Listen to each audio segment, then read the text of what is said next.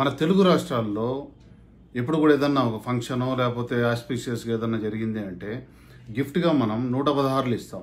1116 even Tirupati దేవస్థానంకి ఇవ్వాలన్నా కూడా 1,116 10 కోట్ల 116 ఇస్తారు. ఎందుకు వచ్చింది ఇది అంటే వేరే నార్త్లో ఏం చేస్తారంటే 101 రూపీ యాడ్ చేస్తారు.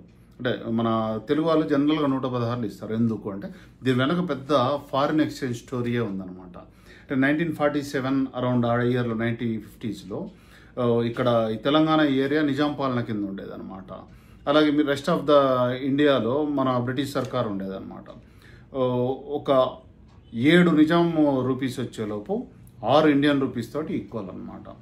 ఎక్కడైతే ఈ సర్కార్ అంటే మన ఈస్ట్ వెస్ట్ గోదావరి నుంచి ఇక్కడ అక్కడి నుంచి పండితులను పిలుచుకున్న వాళ్ళు ఈ గద్వాల సంస్థానము, వనపర్తి సంస్థానం ఇలాంటి సంస్థాన రాజకీయాలు వాళ్ళు అక్కడి నుంచి వచ్చి పాండిత్యం చూపించుకున్నాక వాళ్ళకి వీళ్ళు రౌండ్ ఫిగర్గా ఇక్కడ కరెన్సీ 100 ఇచ్చేవాళ్ళు.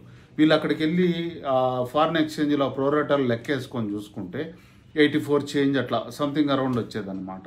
ఏది కనీసం రౌండ్ ఫిగర్ 100 ఇవ్వలేదని వీళ్ళు అనుకునేవాళ్ళు. అది ఆ నోట ఈ రాజులకు చేరి దాన్ని బ్యాలెన్స్ చేయాలి, వాళ్ళకి రౌండ్ ఫిగర్గా అక్కడ 100 రావాలని చెప్పి ఇక్కడ 116 ఇవ్వడం మొదలుపెట్టారు. అవి అక్కడికి పోయేలోపు ఆ ఎక్స్చేంజ్ రేట్లో 100 అయ్యేదన్నమాట. ఇది ఈ 116 యొక్క story. Just for your knowledge. Thank you.